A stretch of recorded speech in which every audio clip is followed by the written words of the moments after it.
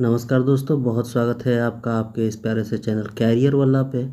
और आज फिर हम लेके आए हैं आपके लिए साइंस जीके के 15 बहुत ही महत्वपूर्ण प्रश्न जो कि बहुत सारे प्रतियोगिता परीक्षाओं में पूछे जाते हैं।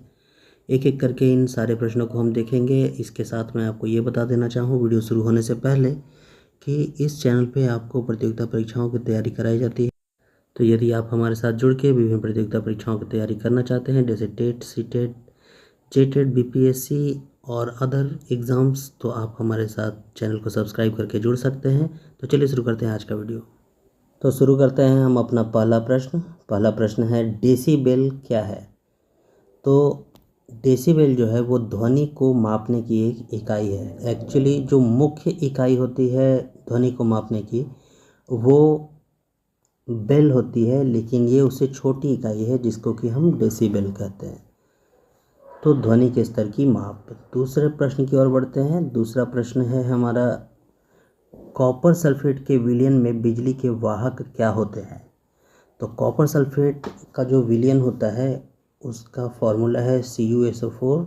और इस CuSO4 से जैसे ही इलेक्ट्रिसिटी पास कराई जाती है तो ये Cu2+ और SO4 2- आयन्स में टूटता है। बेसिकली ये जो कॉपर के आयन है ये इलेक्ट्रिसिटी को फ्लो करने में हेल्प करते हैं। तो जो दूसरा प्रश्न है हमारा, कॉपर सल्फेट के विलयन में बिजली के वाहक क्या हैं, तो इसका सही उत्तर होगा आयन। और अगर इसमें और आपसे पूछा जाए तो आप कॉपर आयन कह सकते हैं, जो धनात्मक आयन होते हैं, और SO4 2- जो है वो ऋणात्मक आयन होते हैं। उसके बाद बढ़ते हैं तीसरे क्वेश्चन पे। तीसरा क्वेश्चन है, मानव शरीर में परिसंचरण तंत्र के अंतर्गत रक्त महाधमनी में प्रवेश करती है। तो रक्त महाधमनी में कहाँ से प्रवेश करती है, प्रश्न ये है। जब हमारे बॉडी में ब्लड का सर्कुलेशन होता है तो कहाँ से ब्लड जो है वो महाधमनी में आती है, तो उसका सही आंसर है बाएं सिरा से। चौथे प्रश्न पर बढ़ते हैं। चौथा प्रश्न है, आजकल कार्बन डाइऑक्साइड के उत्सर्जन में सर्वाधिक योगदान करने वाला देश कौन सा है। यानी CO2 का जो मैक्सिमम प्रोडक्शन हो रहा है उसमें सबसे अधिक भागीदारी किसकी है, तो इसका सही उत्तर है संयुक्त राज्य अमेरिका अर्थात USA। पांचवा प्रश्न, वातावरण की परिस्थिति से बचने के लिए हर साल एक विशेष समय में दूर स्थानों के लिए उड़ान भरने वाले पक्षी क्या कहलाते हैं। ऐसा देखा गया है कि वो अपने सराउंडिंग में चेंजेस होने की वजह से जो बर्ड्स होते हैं वो एक प्लेस से दूसरे प्लेस तक मूव करते हैं। तो जो एक जगह से दूसरे जगह जाके और कुछ समय के लिए प्रवास करते हैं उन पंछियों को प्रवासी पंछी कहा जाता है। अगला प्रश्न, जल का सर्वाधिक शुद्ध रूप क्या होता है। तो जल का जो सर्वाधिक शुद्ध रूप है, प्योर फॉर्म ऑफ वाटर, वो वर्षा का जल होता है, क्योंकि इसमें कोई भी इम्प्योरिटी मिक्स नहीं होती है अगर ये शुद्ध रूप में हो। फिर जब ये सराउंडिंग में इंटर करने लगता है तो उसमें एटमॉस्फेयर के पार्टिकल्स मिक्स्ड होते हैं जो उसे इम्प्योर बनाते हैं, लेकिन जब बनता है ये तो उस समय ये शुद्ध रूप में होता है। अगला प्रश्न, मनुष्य में पाचन क्रिया कहाँ प्रारंभ होती है। बहुत ही इंपॉर्टेंट प्रश्न है ये। तो मनुष्य में पाचन की प्रक्रिया जो है वो मुख में ही प्रारंभ हो जाती है, अर्थात हमारे मुंह में ही प्रारंभ हो जाती है। जैसा आप जानते हैं कि पाचन 2 प्रकार का होता है, एक केमिकल डाइजेशन और फिजिकल डाइजेशन। तो जो फिजिकल डाइजेशन है यानी कि भोजन को चबाने की प्रक्रिया, काटने की प्रक्रिया, ये सब हमारे मुख से ही स्टार्ट हो जाती है, इसलिए इसका सही उत्तर जो है वो मुख होगा। अगला प्रश्न, सोते समय रक्त दाब घटता है या बढ़ता है। हमारे बॉडी में ब्लड का एक प्रेशर होता है जिसे हम लोग ब्लड प्रेशर कहते हैं। अब ये ब्लड प्रेशर हाई या लो हो सकता है। तो प्रश्न ये है कि सोते समय जब हम रेस्ट के कंडीशन में होते हैं, आराम कर रहे होते हैं, तो उस समय हमारा रक्त दाब यानी ब्लड का प्रेशर हमारे जो आर्टरीज वेन से होकर क्रॉस करता है वो बढ़ता है या घटता है, तो सही उत्तर है घटता है। जब आप रेस्ट में होते हैं तो ब्लड का प्रेशर जो है वो घटता है। अगला प्रश्न, मानव रक्त का pH मान कितना होता है। तो pH मान के लिए आपको पता है कि pH स्केल जो है वो हमें ये बताता है कि कोई भी चीज़ अम्ल है, क्षार है या उदासीन है। तो 0 से 7 तक जो है pH स्केल पे वो अम्ल दिखाए गए हैं, 7 पे न्यूट्रल होता है और 7 से 14 तक जो है वो बेस होते हैं। तो मानव रक्त जो है वो बेस है अर्थात क्षार है, और उसका जो pH का मान है वो 7.4 होता है। नेक्स्ट प्रश्न, सोडा वाटर में नींबू का रस डालते हैं तो बुलबुले निकलने लगते हैं, ऐसा क्यों होता है?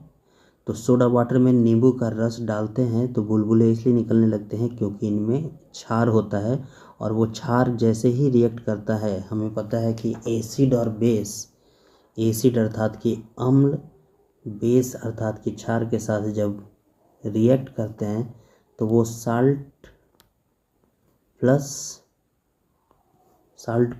वाटर का फॉर्मेशन करते हैं, साल्ट प्लस वाटर बनाते हैं, और वहीं से वो बबल्स जो है वो निकलने लगता है। नेक्स्ट, कटे हुए सेब का रंग कुछ देर के बाद भूरा हो जाता है। हमने देखा है कि जब हम फल अर्थात सेब खाते हैं तो उसे अगर काट के छोड़ देते हैं तो कुछ समय के पश्चात उसके ऊपर भूरे रंग की एक परत जम जाती है। तो वो भूरे रंग की परत किस चीज़ की होती है? तो उसके ऊपर जो परत जमती है वो आयरन के ऑक्साइड की परत होती है। आयरन का ऑक्साइड अर्थात कि Fe2O3, आयरन 2,3 ऑक्साइड की लेयर जो है, आयरन ऑक्साइड की लेयर उस फल के ऊपर जम जाती है। अगला प्रश्न, थायराइड ग्रंथि से थायरॉक्सिन स्रावित करने के लिए उत्तेजित करने वाला अंतःस्रावी हार्मोन कौन सा है? हमें पता है कि थायराइड ग्रंथि से थायरॉक्सिन हार्मोन निकलता है, और यदि इस हार्मोन की कमी हो जाए, थायरॉक्सिन की कमी हो जाए, तो हमें थायराइड संबंधी बीमारियां हो सकती हैं, जिनमें घेंघा रोग जो है वो प्रमुख है। तो इससे उत्तेजित करने वाला जो अंतःस्रावी हार्मोन निकलता है उसका नाम है TSH। अगला प्रश्न, पाचन क्रिया में प्रोटीन किस पदार्थ में बदल जाते हैं? तो जब प्रोटीन का सिंथेसिस होता है डाइजेशन के टाइम में, तो प्रोटीन टूट के और वो एमिनो एसिड में कन्वर्ट होता है, एमिनो अम्ल में। अगला प्रश्न, मुख से निकली हुई लार पाचन करती है। मुख से निकली हुई लार जो है वो हमारे भोजन में उपस्थित मंड का अर्थात स्टार्च का जो एक प्रकार का कॉम्प्लेक्स कार्बोहाइड्रेट है उसका पाचन में सहायता करती है। अगला प्रश्न, रानीखेत नामक बीमारी फैलती है किन के द्वारा? तो रानीखेत नाम की जो बीमारी है वो वायरस के द्वारा फैलती है।